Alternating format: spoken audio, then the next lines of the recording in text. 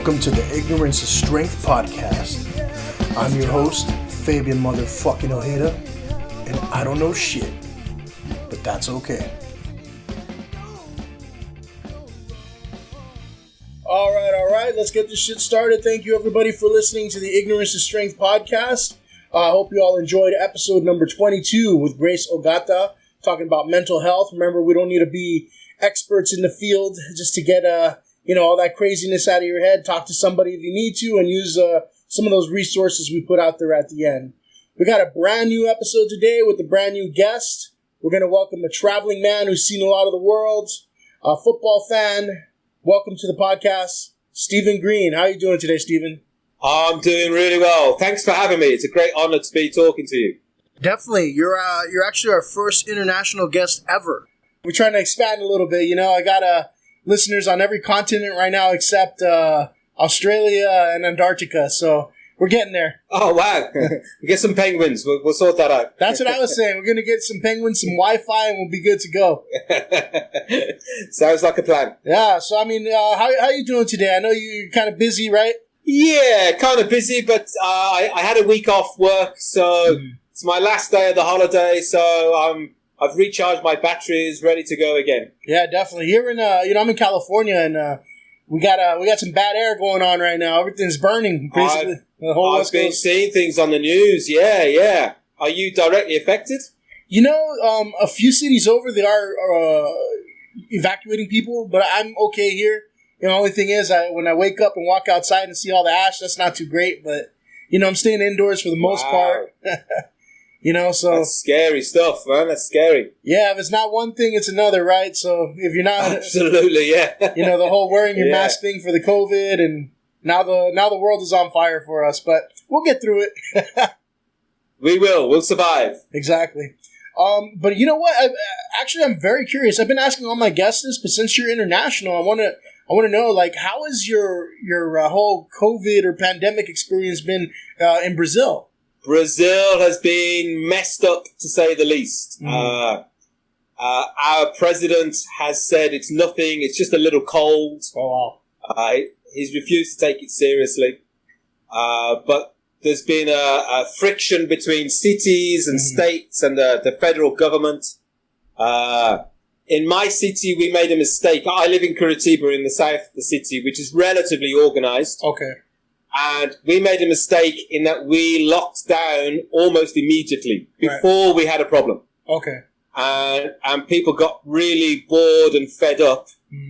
And when we started to get COVID really hitting us, we'd already been locked down for 2 months, 3 months. So people started then to leave the house at exactly the wrong time. Right. I think we locked down too soon here.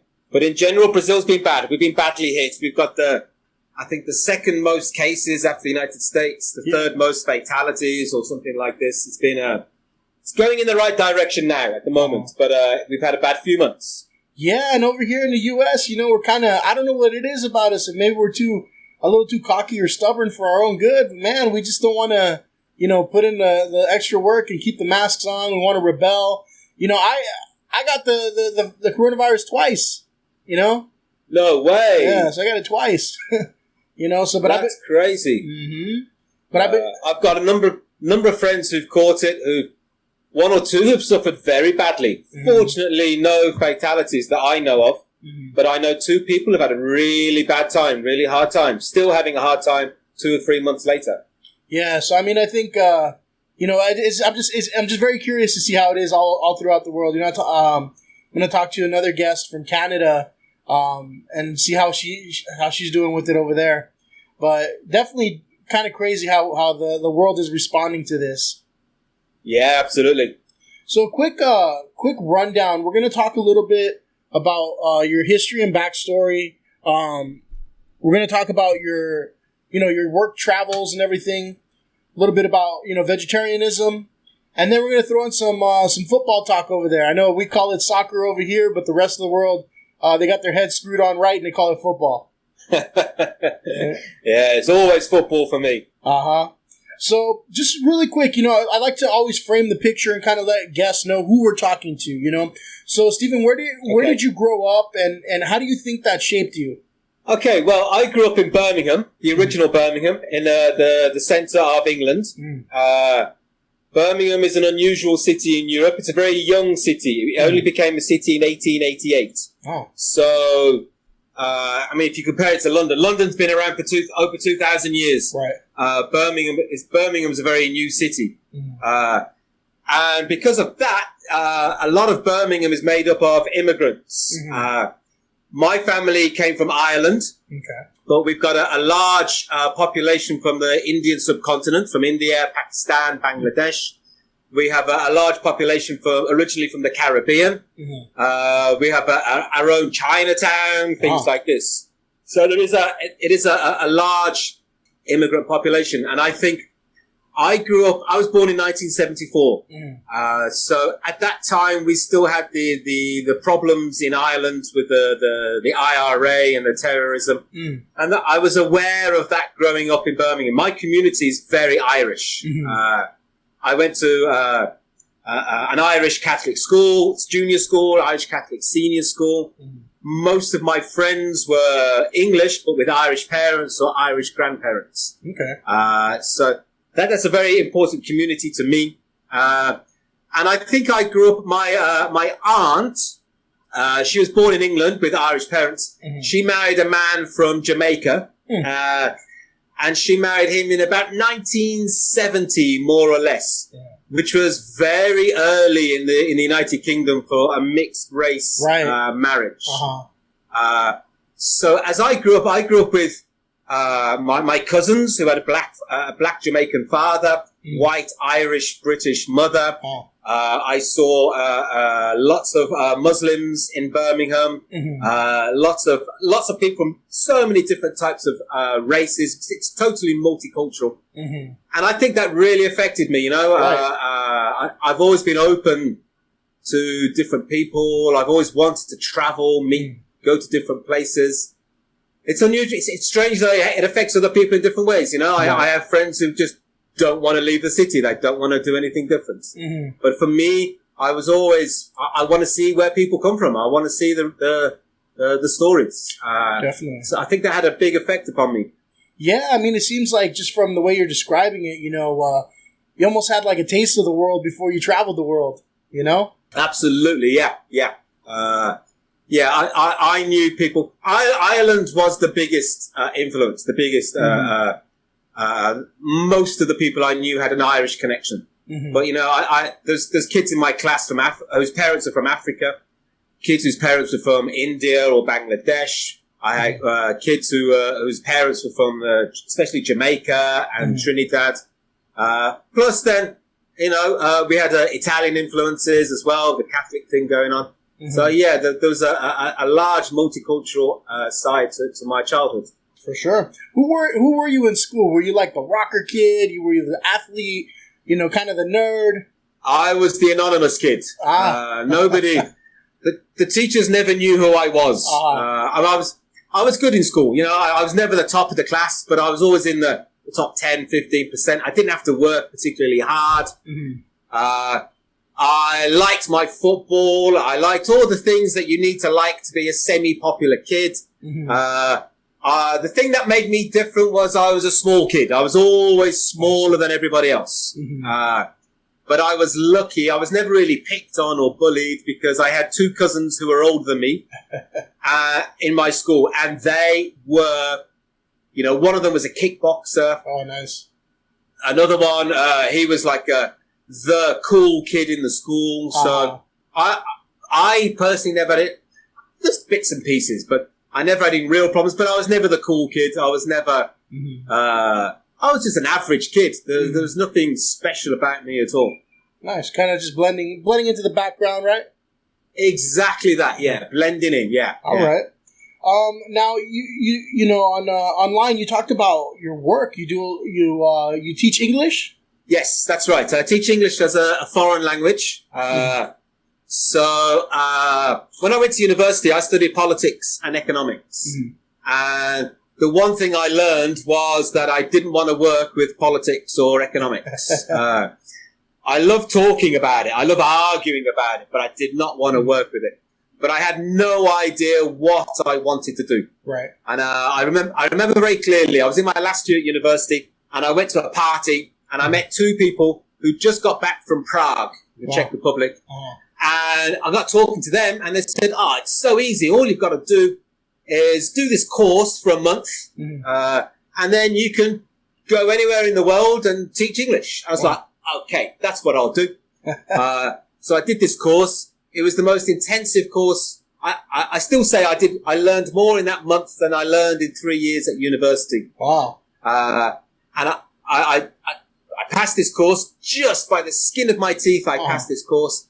I got a job in Poland teaching English. Wow. And I fell in love with teaching. It was a total accident. I never had any intention of being a teacher. But I just loved the job. I love helping people learn English. Poland was far too cold. I couldn't stand it. It was like minus 20 degrees. I couldn't cope with that. But I did love teaching and helping people reaching their goals. Today, English is the lingua franca. Everybody needs English.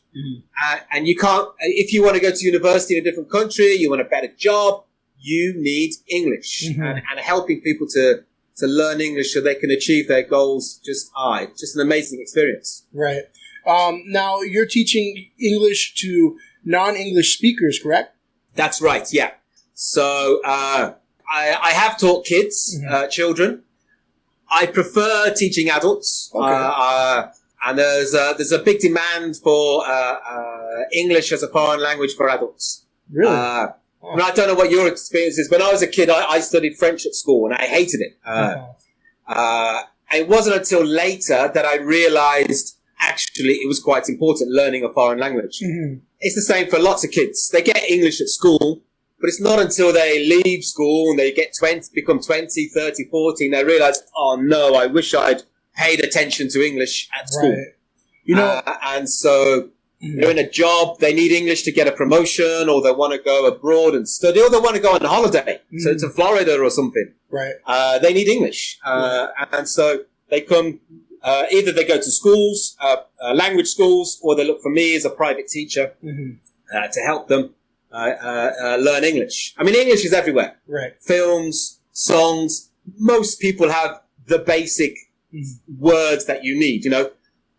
But to be able to have a conversation is a whole different kettle of fish. Yeah, and I find it interesting that a lot of adults are trying to learn it. I've always understood, and I could be wrong here, that, you know, the best time to learn is as a child. Is that correct? There is this idea. The research doesn't really back it up. Okay, so if you are a kid and you go to live in a different country, you will learn the language very quickly. Right. However, if you've got finite resources, and if you've got a 3-year-old kid and you start teaching a 3-year-old kid English twice a week, 1 hour for each class, that kid, after 5 or 6 years, when that kid is 8 or 9, that kid's English is going to be abysmal. It's going to be terrible. I see. If you take an 18-year-old and you teach an 18-year-old for 5 years, 2 hours a week, after 5 years, that adult's English will not be fantastic, but it'll be pretty good. Right. So if you've got finite resources, the best time to teach is about probably the age, quality education from the age of 12, 13. After 5 years, that kid will have a pretty good level of English. You know, if you start teaching at 3, the one thing you get for a young child is the accent. You will get a very good accent. I see. But you'll have to teach that kid for 15 years. If I taught a 20-year-old for 15 years, by the time they were 35, they'd have excellent English. Right. I haven't really learned any other language. I grew up, English speaker, but at the same time in the household, my parents, they spoke Spanish, and I never used it in school or anything like that. I understand it perfectly if they're talking to me. Speaking it is another beast. I think my Spanish is okay. It's passable, but there are people that'll tell me that, hey, your Spanish is pathetic. It's just because I never practiced it. Yeah. Well, this is the thing. I have students whose English is pretty good, but they need that opportunity to practice English. And here in Brazil, they don't have that opportunity. They can't go to a bar and talk in English. So they have classes with me just to keep what they already know. Because if you imagine you spent 15 years learning Spanish, and then you don't speak Spanish for another 15 years, you're going to lose all that. What a waste of time, a waste of investment in resources. So just keep it ticking over. And that's a lot of my classes are this, just helping people keep the English alive in their minds as they go. And I suppose that's kind of like a way of immersing yourself, right, in the language. I've always heard that the best way to learn a brand new language is just immerse yourself in it. It's kind of like, jump in that pool. Just, stay there, get yourself underwater because you got to get used to it. Absolutely. If you can, that's the best way. Unfortunately, in the real world, most people can't do that. We can't just immerse ourselves. But seriously, if anybody is thinking about learning a language, it doesn't take a lot. If you do 10 minutes every day for a year, you'll be surprised. At the end of the year, you're not going to be fluent, but you'll be able to have a decent conversation. Just 10 minutes every day. Start off with the basics and focus on vocabulary. Don't think about the grammar. Don't worry about the grammar. The grammar it is important, but it's not the most important thing. When I was at school learning French, it was grammar, and that was boring. What you need is vocabulary. You can make a grammar mistake. We all make grammar mistakes, even in our own language, our own first language, we make grammatical mistakes. Right. But if you choose the wrong vocabulary, people will not understand you. Right, sure. Focus on the vocabulary. Get the vocabulary, get the pronunciation right of the vocabulary, and then find opportunities to use it. Speaking another language is wonderful. You're a whole new person. You learn more about your own language. You see the world in a different way. You get so many opportunities with a second language. And it's good for your brain. There is evidence that shows people who speak two languages, diseases like Alzheimer's, bilingual people develop Alzheimer's on average 5 years later than monolingual people. Interesting. And there's other research that shows similar things, and it really does affect the brain. It makes you a healthier person mentally. That's interesting. Yeah. I would recommend it to anyone.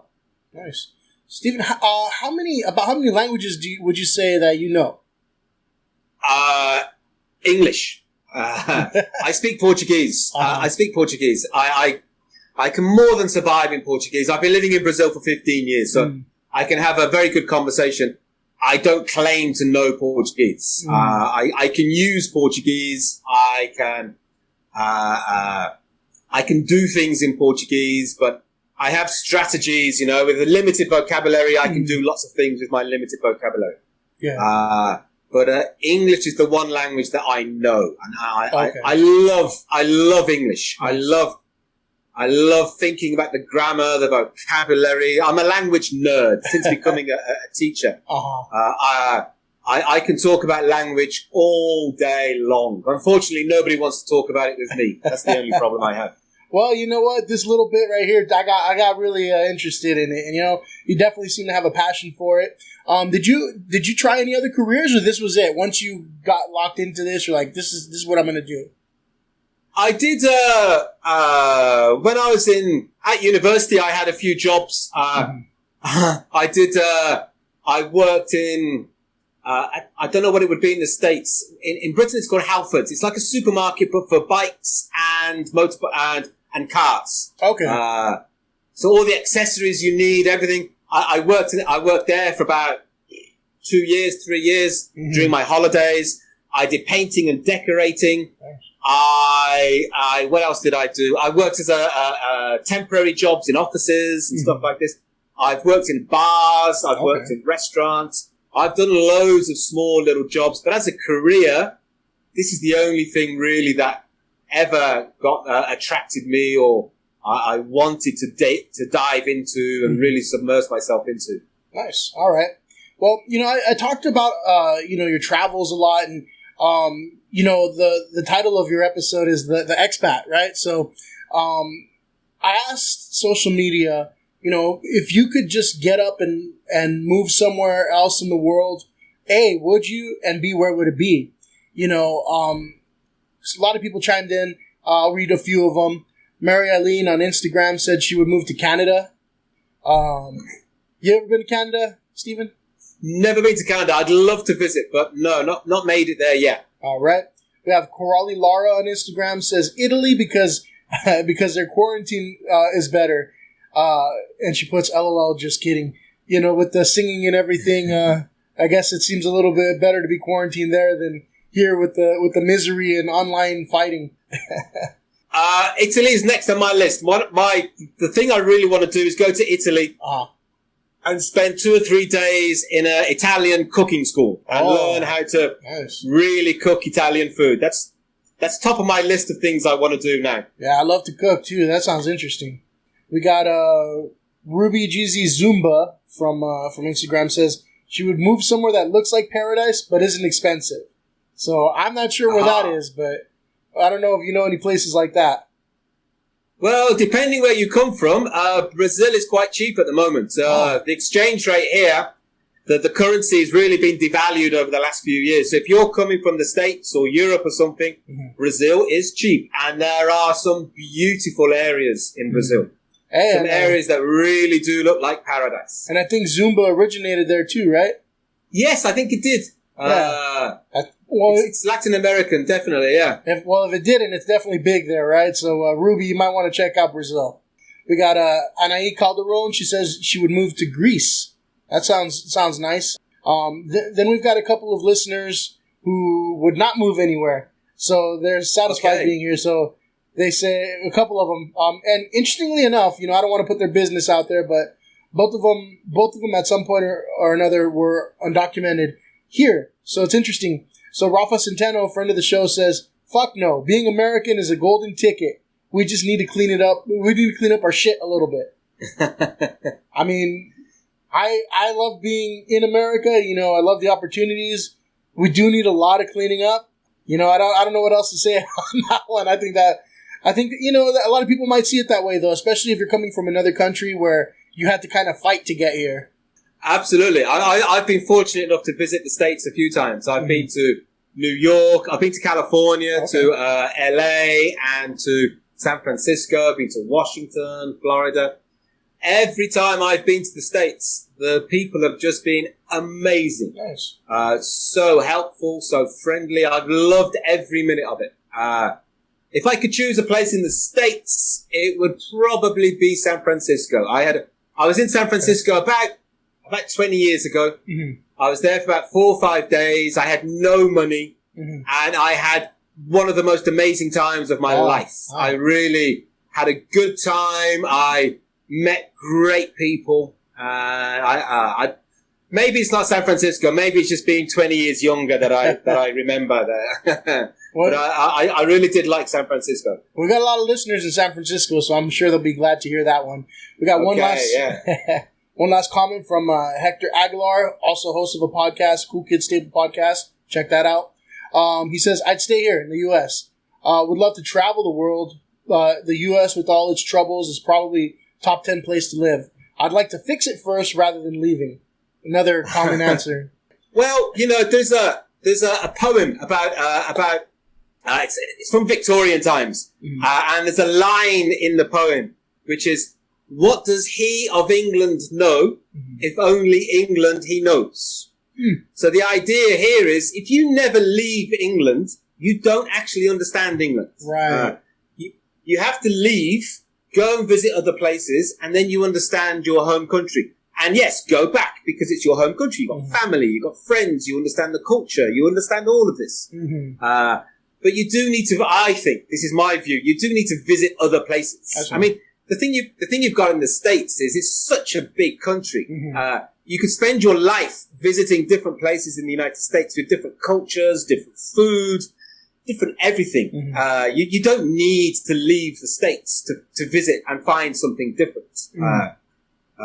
So I perfectly understand how you could I would love to go on a road trip around the United States and just see.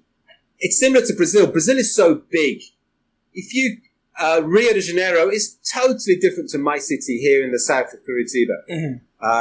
It's different. different coloured people, different languages, different food, different temperature, everything. So yeah, going on a road trip around the States, I would love to do that. Well, I read On the Road by Jack Kerouac when I was 17 or 18, which is all about hitchhiking across the United States, from the East Coast to West Coast, back again.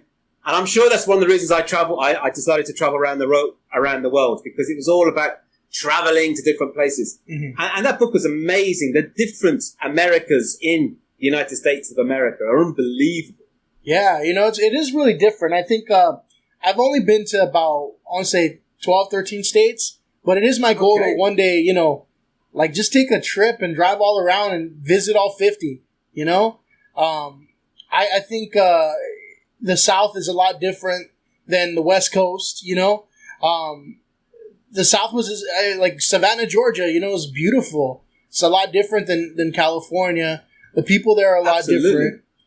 So it's, it is an adventure in itself as well. Now, definitely, yeah. I wanted to talk a little bit about your travels. How and why? I mean, I know you've been to a lot of places, right? Where all have you traveled?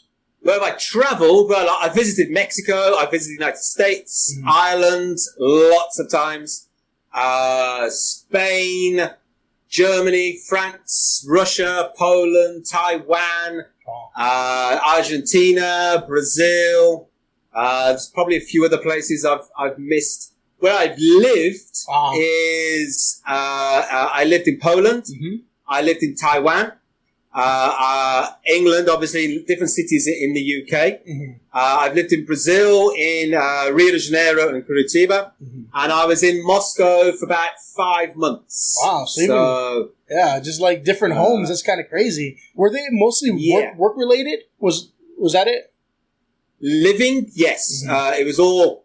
I'd get a job and I'd go there for a year, 5 months a year, 18 months, and stay there. I'd get a contract for a certain amount of time, and I'd do complete the contract and go somewhere else. Occasionally, here in Brazil, I extended my contracts and stuff like this. But that was the way that I usually did it. Other than Brazil, because we'll talk about Brazil in a little bit, but other than Brazil, which country stood out the most to you? Well, Poland was great because it's the first place that I properly lived, not just visited. I properly lived there for a year. The place I would like to live, out of all the places I've visited, the place I'd love to live is Barcelona. I visited there, and it happens occasionally that I go to a place and within minutes I'm like, oh yeah, I like the feeling here. I could live here. And Barcelona, I was only in Barcelona for a week, but I absolutely adored the place. Everything about it, the people, the architecture, just everything I loved about Barcelona. I heard they have like incredible food there, right?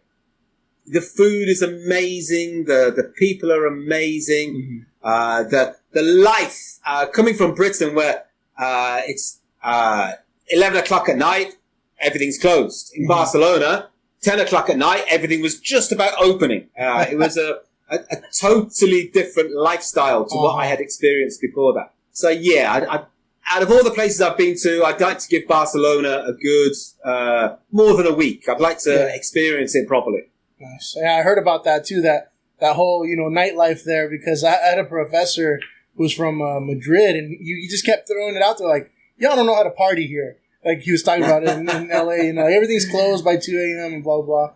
Like we're just opening up like at 10, Yeah. I thought that was... It's the Latin way. It's the Latin... here in Brazil, it's the same. I still haven't got used to it. Going out at 10 o'clock at night. I can't do that. I'm going to bed at 10 o'clock at night. I'm not going out.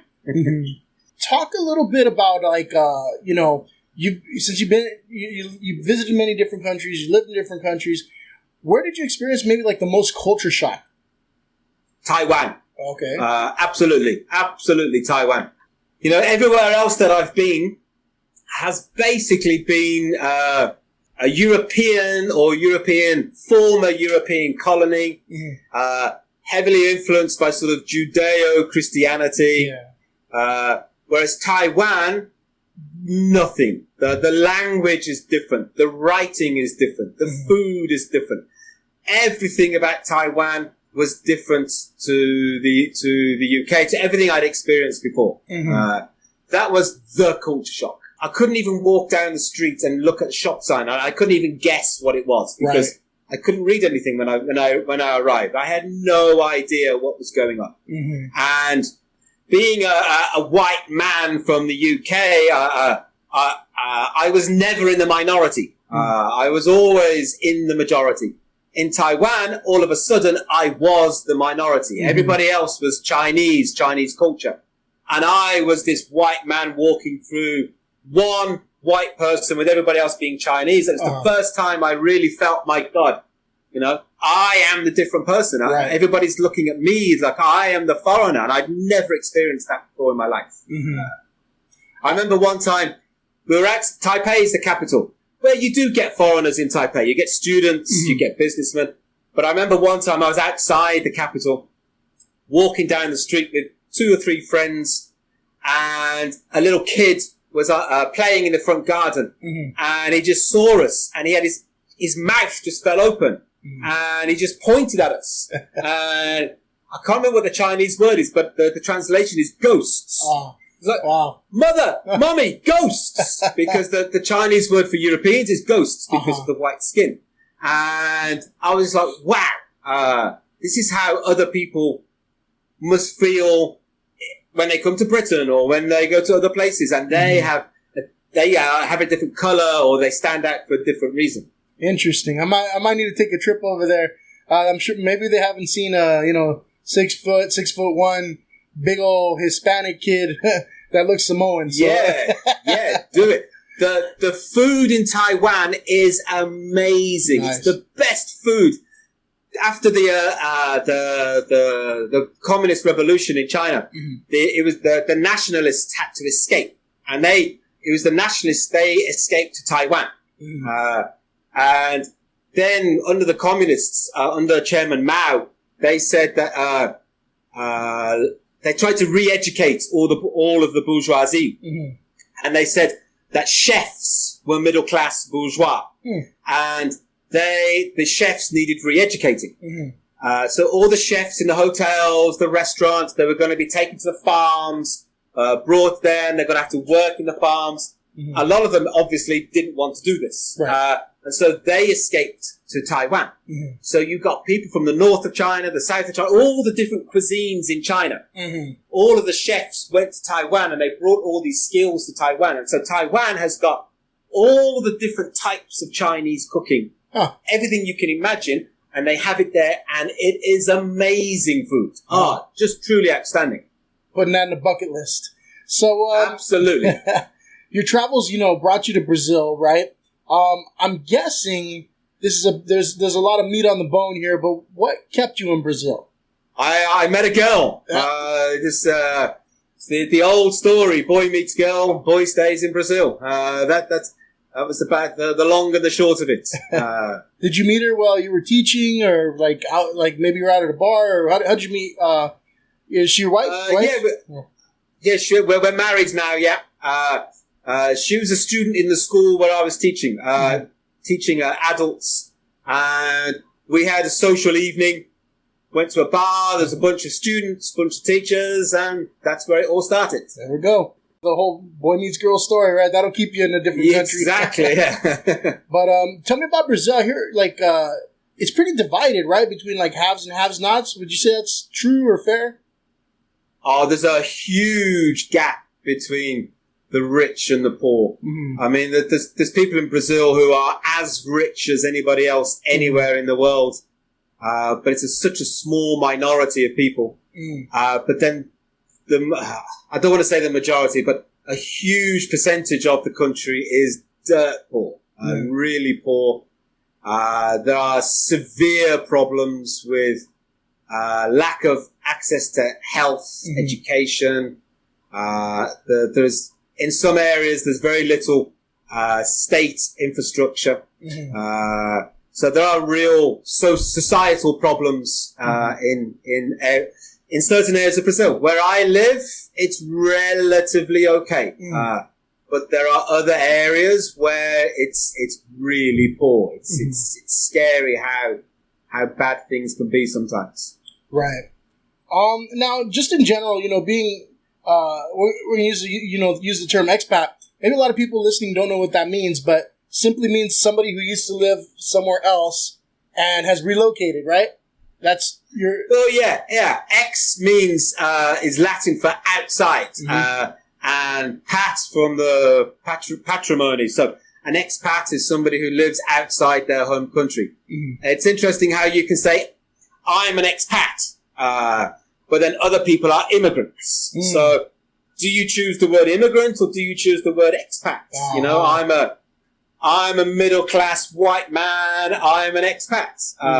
If you're Hispanic going to the United States, you're an immigrant. So it's interesting how you use these different words.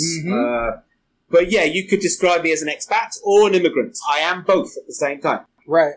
Would you say that you feel home now? You're living in Brazil. Does that feel like home? It does, and it doesn't. It feels like home. I have my son is Brazilian. He's 9 years old. I've been living here in Curitiba for 9 years. It feels like home because I think I'm going to be here for the next 10, 20 years. I understand how the place works. It's not truly home, but then when I go back to England, where I understand how everything works, but that doesn't feel like truly home either anymore. So yeah, I have two homes, but neither of them is my real true home. Yeah, kind of feel like you just got to grow a pair of wings and just go wherever you want to go. Absolutely. Ideally, it'd be a few months in Brazil, a few months back in Britain, a few months here. But maybe one day when I win the lottery. I don't know. After kind of settling down in Brazil, do you still travel a lot, or are you mainly in Brazil? Well, every year and a half we go to Europe.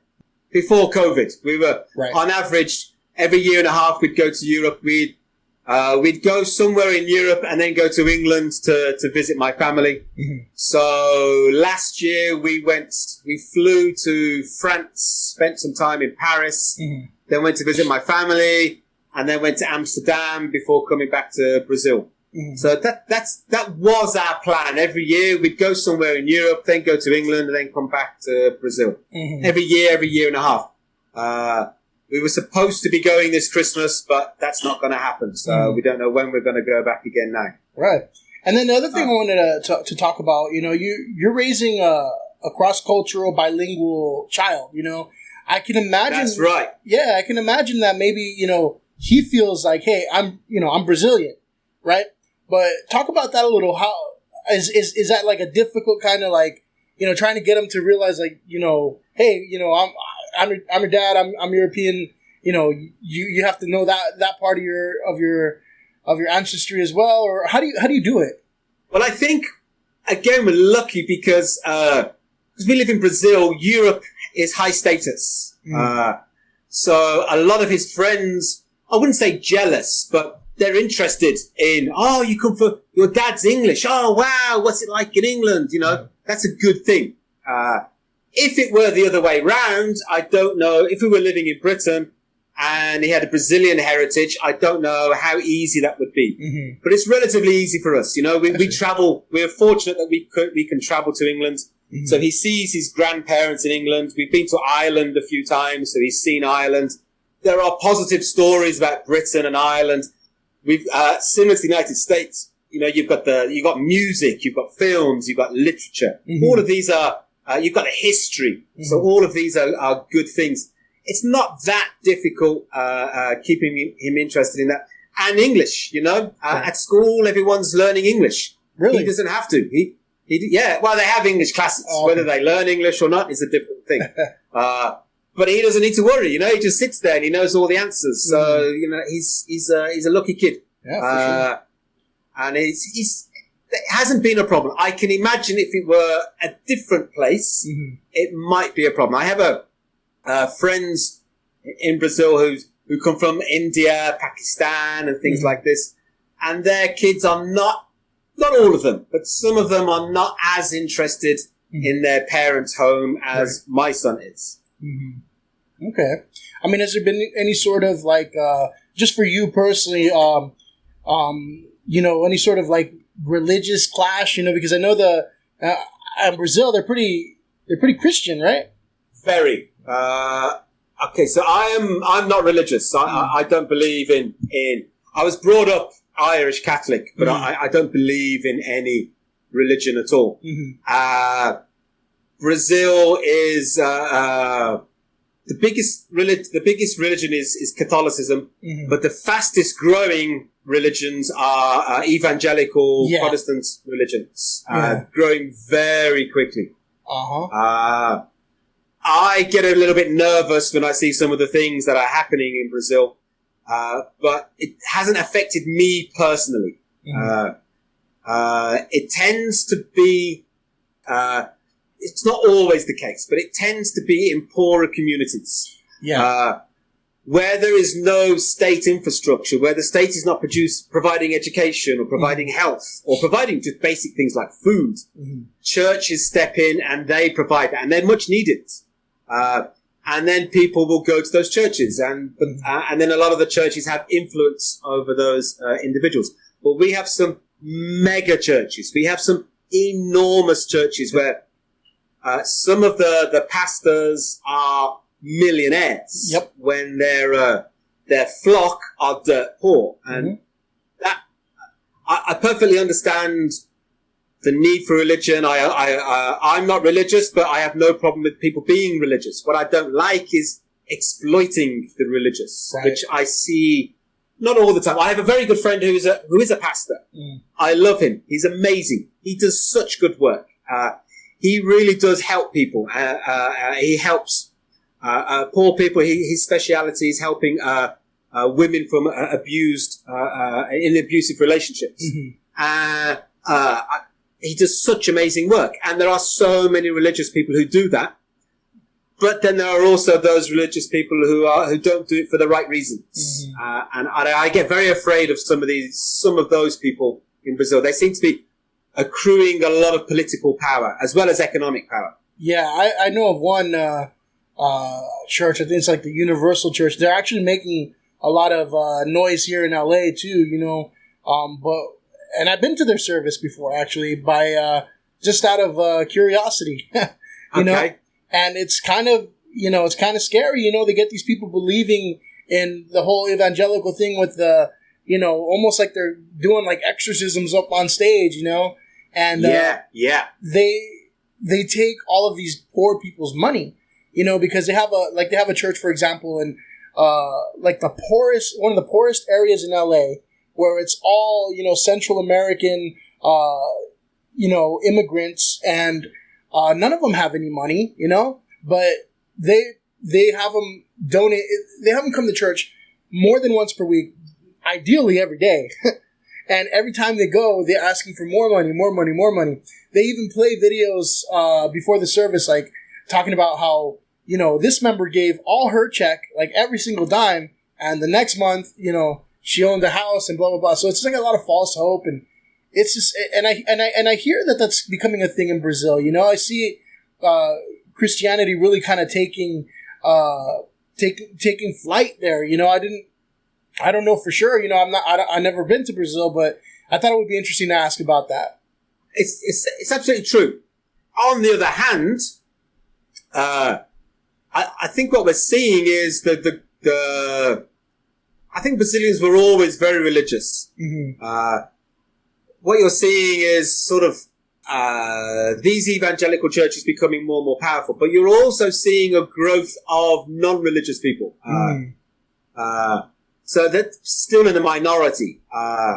But there are people who question it, where maybe 30, 40 years ago, there were no non-religious people.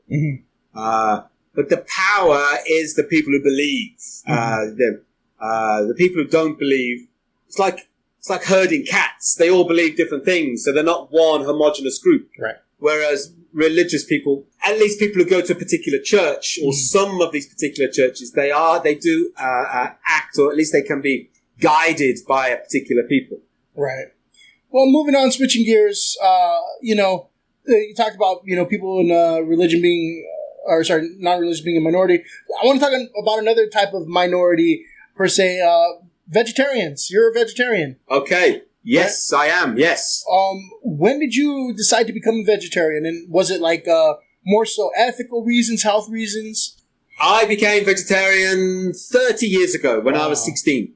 At the time, I said it was because, so Britain 30 years ago, we just had the mad cow disease. I don't know if you, so we had mad cow disease. We had other scandals with salmonella in eggs and things like this. Mm-hmm. So there was growing awareness of the factory farming, the industrial ways that meat was being reared. Mm-hmm. And I got interested in animal rights, mm-hmm. and I became vegetarian. I also got interested in Britain at the time. We had fox hunts, so I got interested in sabotaging fox hunts.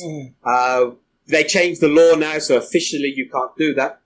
Looking back, I'm sure that animal rights played a large part of it, but I'm also, with the benefit of hindsight, I'm also pretty sure it was a safe way to rebel against my parents, to say, I'm not eating meat. And my dad was like, don't be so stupid. And my mom was, you can't do this. So it was a safe way to rebel. But it wasn't just that, I haven't eaten meat for 30 years now. So it wasn't just a fashion or a rebellious moment. So it stuck. It did. Yeah. Yeah. So do you ever miss any foods with meat in it? Well, it's been 30 years now, so nowadays, not really. There's two things that I would love to have. One is a sausage sandwich. I love sausages. I used to love them. And then the second thing is Brussels pate. I used to love Brussels pate. Don't have either. Nowadays, there are vegetarian sausages. They're not the same. No. But I can at least pretend to myself that I'm having a sausage sandwich with ketchup on it. It's not the same, but it's halfway there. It'll do.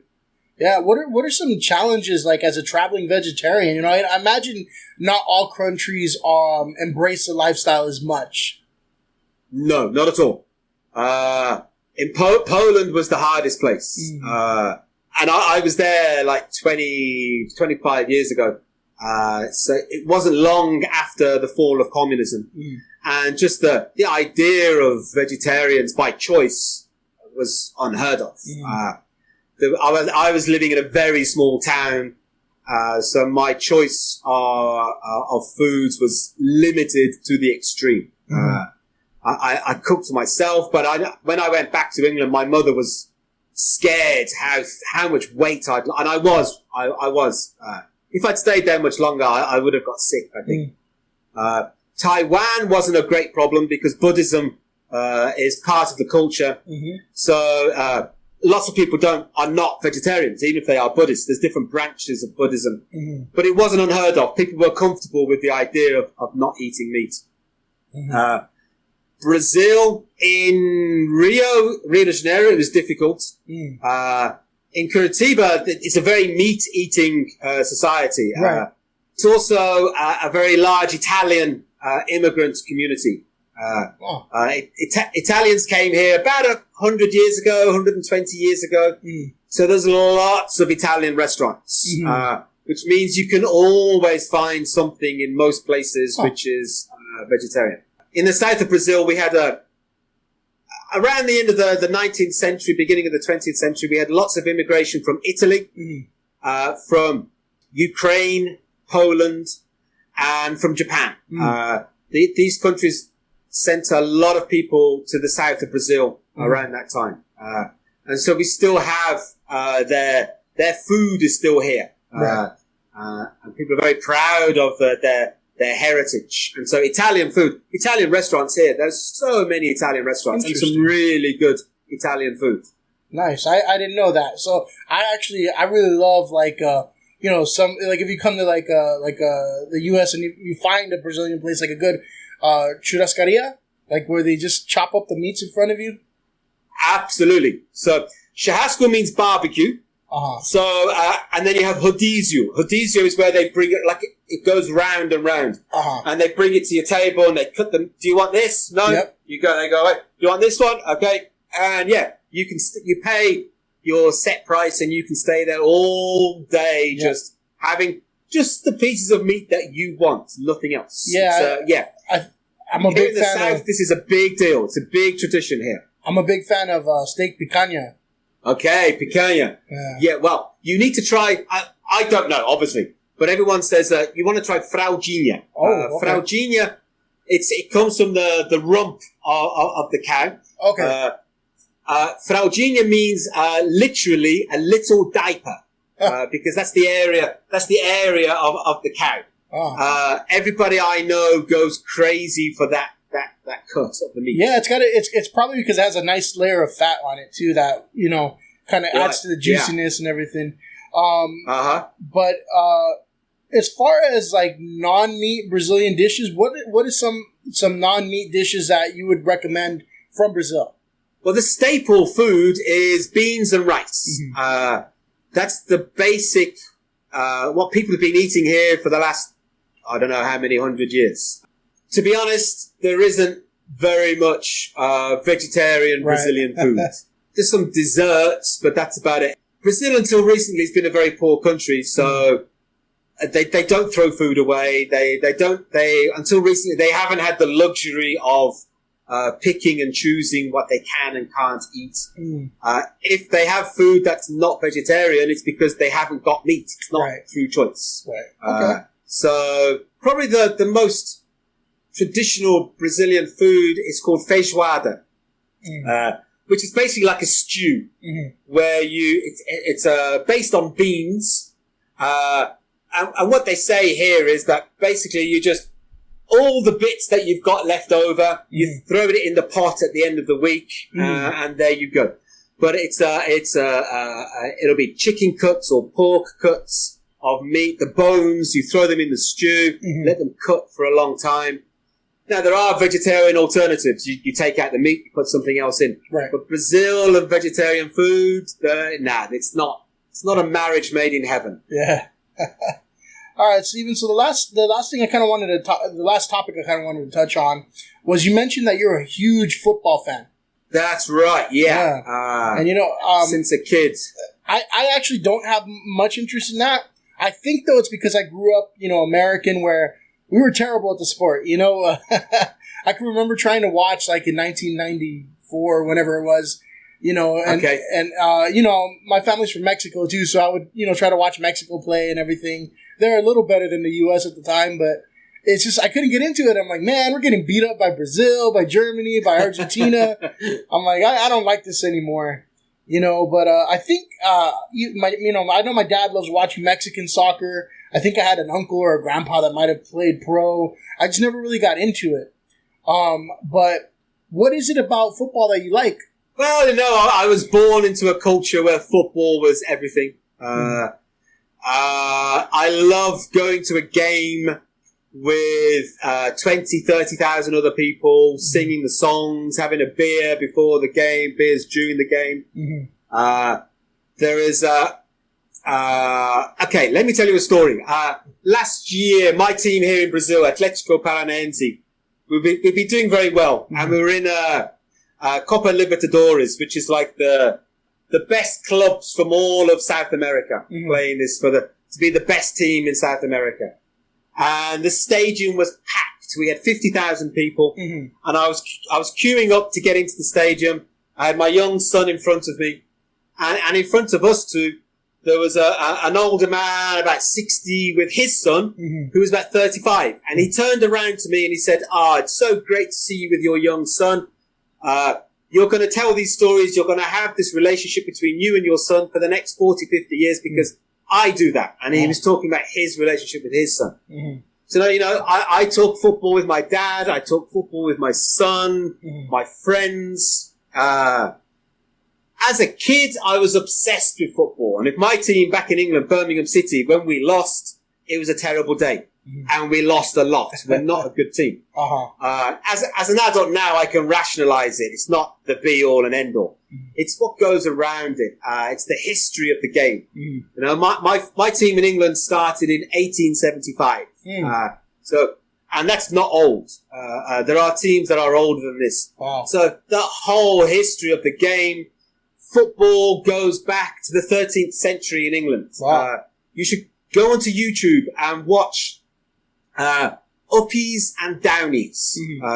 So the way football used to be, the original football, the American football comes from this, rugby comes from this, was you'd have a small town or a village, and they'd throw the ball up in the air in the middle of the village, and everybody from the north side of the village would play against everybody from the south side. Everybody from the south is trying to get the ball to the north, to like a pub in the north. Everybody in the north is trying to get it to a certain position in the south. It was basically a big fight with all the men drinking and trying to get the ball, and somebody would get the ball and they'd run and everybody would jump on top of him. It would take all day to play this game. And this has been going since the 13th century. And governments tried to ban it, but they could never ban football.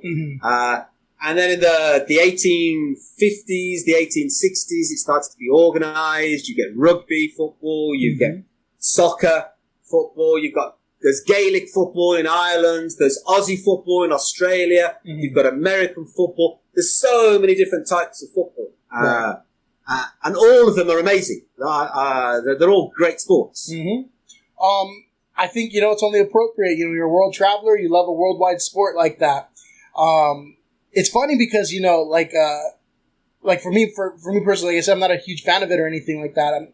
I didn't even know how many players belonged on the field, but I always somehow ended up, because I work with kids, and I always ended up somehow coaching on Saturdays, but it's really interesting to see the passion that the kids have for the sport, even for the players. I don't know anything. I don't even know who the players are, but I know the two numbers that kids always wanted to pick and would literally fight over were number 7 and number 10, right? And absolutely, yes. So what does that mean? I know it's kind of like if you're in basketball, you wear the number 23. That's an homage to Jordan, Michael Jordan. But the number 7 and the number 10. Why are kids fighting for those numbers in football? Okay, well, it's changed recently because they've changed the numbering system, but 7 and 10 are still the most important numbers. So, in the past, you had 11 players on the pitch, and your number represented where on the pitch you played. So, number 1, you were the goalkeeper. I see. Number 2, you were on the left side of defence, and so on. The numbers represented where you were. 7, you're in the middle of the pitch.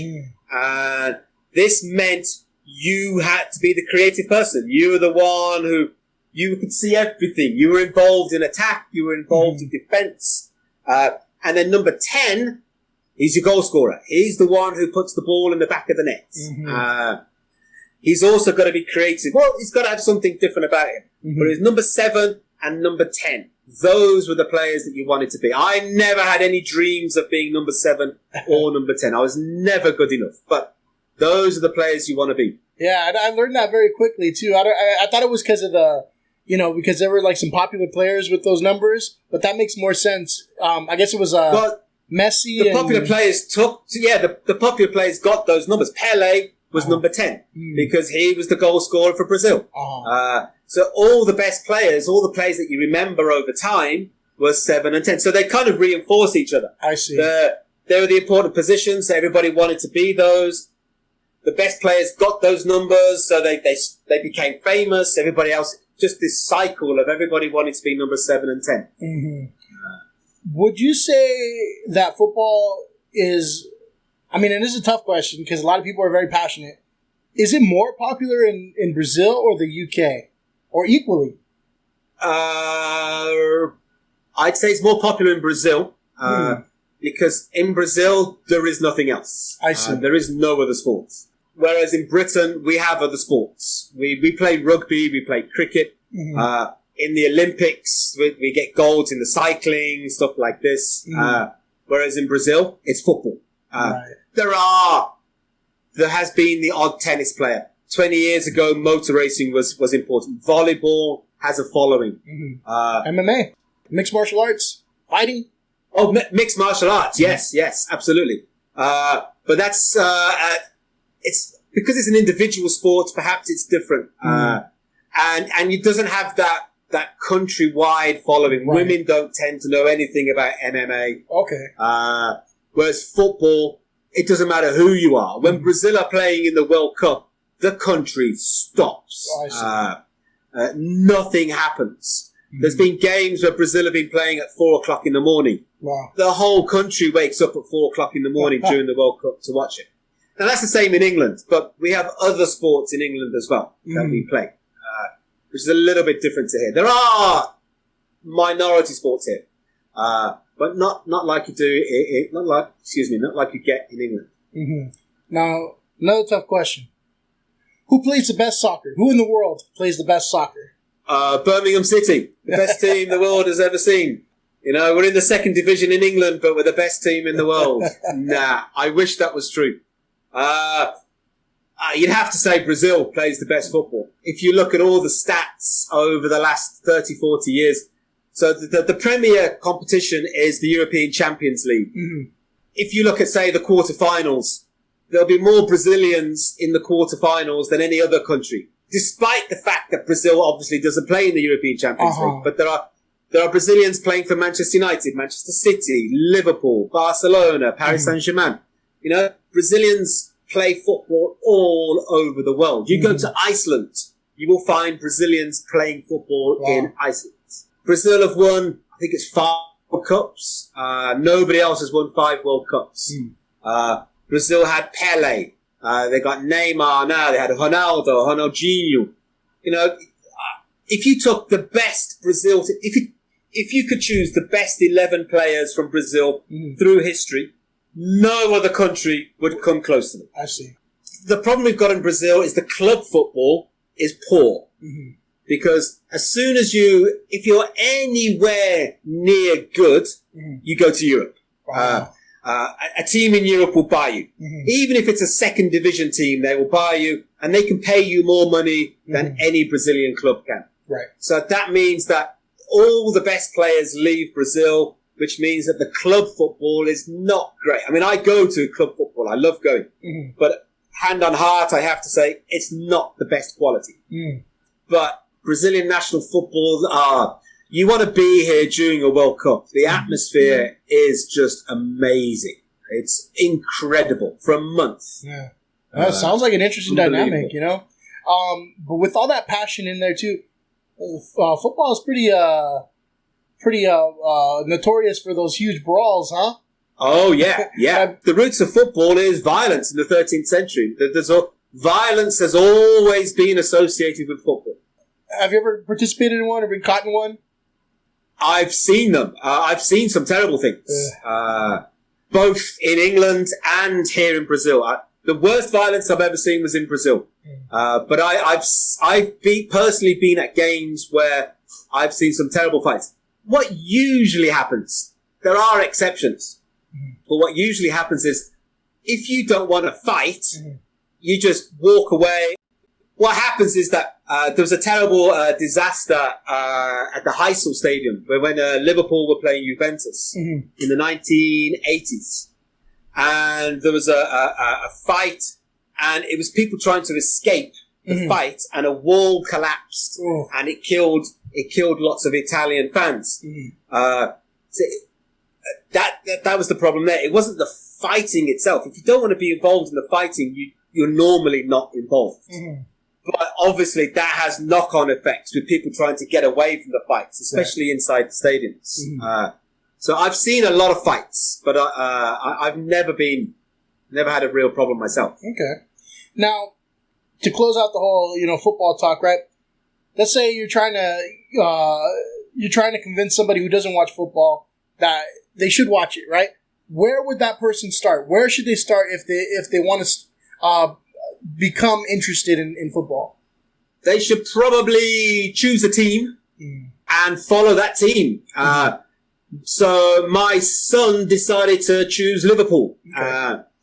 And he was very lucky because when he chose Liverpool, they won the Champions League and then they won the Premier League. And so he's now into football. And when we started going to games here, so choose a successful team is probably the key. As a kid, I chose my local team.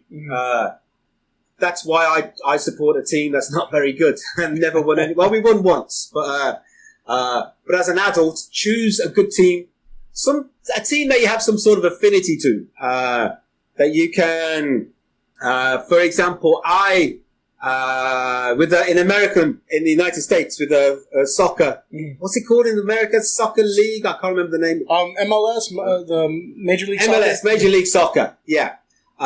So I followed LA Galaxy when that started because David Beckham was playing for them. And so I would follow their results. I wouldn't say I'm a fan, but I had that affinity with that team. So choose somebody that some reason that you like that team, you have some link, or even however tenuous it is, and start following that team. I mean, there's some big Mexican clubs.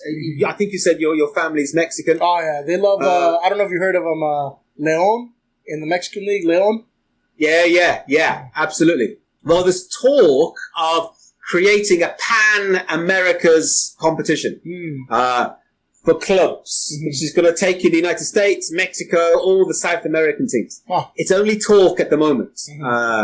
There are some hurdles to get over, but there is talk about this. And you've got the World Cup coming up in 6 years or so in the United States, and Mexico and Canada. It's going back to the United States.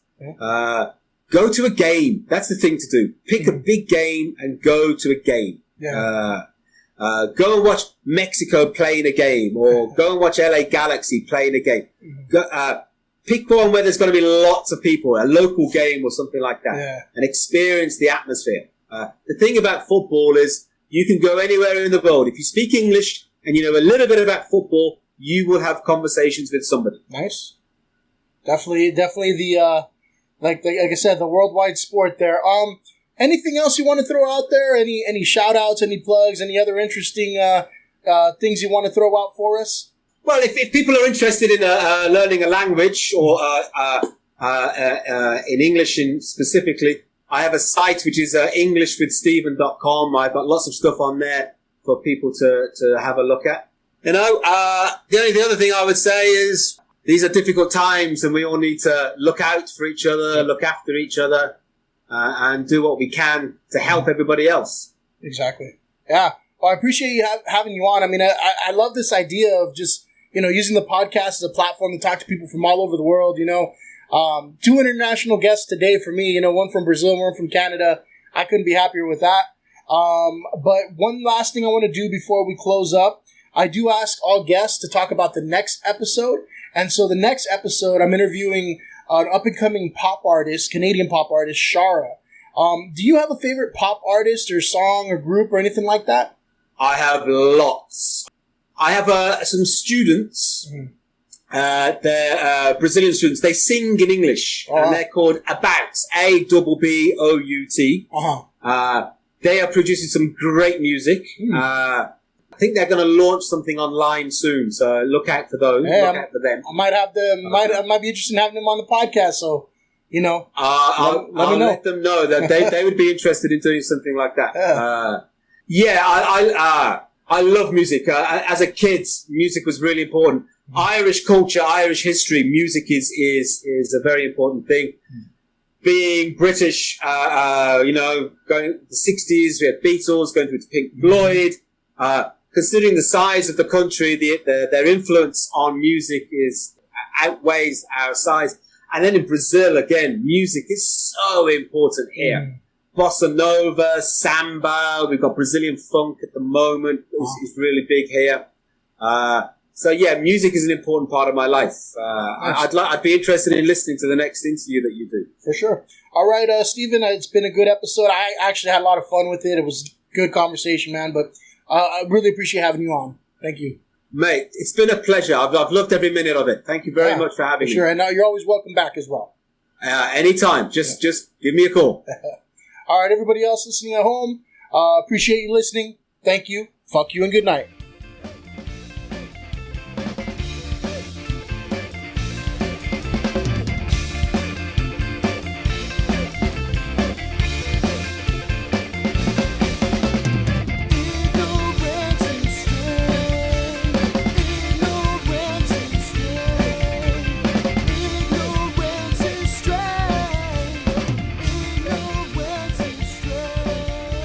subscribe to the Ignorance is Strength podcast on Spotify, Apple Podcasts, and Google Podcasts. Like, follow, and share on Facebook and Instagram at Ignorance is Strength Podcast and on Twitter at The Ignorance Pod.